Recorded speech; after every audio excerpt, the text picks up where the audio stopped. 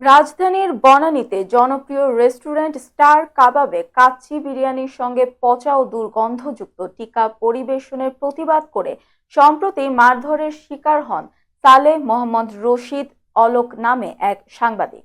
এ ঘটনায় ভুক্তভোগীর কাছে ক্ষমা চেয়েছেন স্টার কাবাব অ্যান্ড রেস্টুরেন্টের সিইও এম মনিরুজ্জামান।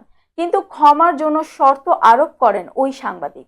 শর্ত দেন, ক্ষমাস্বরূপ ১,০০০ এতিমকে একবেলা খাওয়াতে হবে। সালেহ মোহাম্মদ রশিদ অলোকের এ শর্ত মেনে নিয়ে মঙ্গলবার একটি প্রতিশ্রুতিনামা প্রকাশ করেছে স্টার কাবাব কর্তৃপক্ষ। জানা যায়, গ্রাহক সালেহ মোহাম্মদ রশিদ অলোককে প্রয়োজনীয় চিকিৎসা ব্যয় ও ক্ষতিপূরণ দিতে চাইলে তিনি ক্ষমার শর্তস্বরূপ ১,০০০ এতিমকে একবেলা বিনামূল্যে খাবার খাওয়াতে বলেন স্টার কাবাব অ্যান্ড রেস্টুরেন্টের কর্তৃপক্ষকে।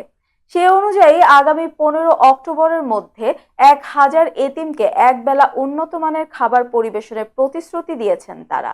এর আগে স্টার কাবাবের ফেসবুক পেজে আনুষ্ঠানিকভাবে বিবৃতি দিয়ে দুঃখ প্রকাশ করে তারা। একই সঙ্গে পুনরায় এমন ঘটনার পুনরাবৃত্তি না ঘটানোর প্রতিশ্রুতিও দেয় রেস্টুরেন্টটি। প্রসঙ্গত, গত রোববার দুপুরে বনানীর স্টার কাবাবে কাচ্চি বিরিয়ানির সঙ্গে পচা ও দুর্গন্ধযুক্ত টিক্কা দেয়ায় প্রতিবাদ করায় সালেহ মোহাম্মদ রশিদ অলোককে মারধর করে হোটেলটির কর্মকর্তা-কর্মচারীরা।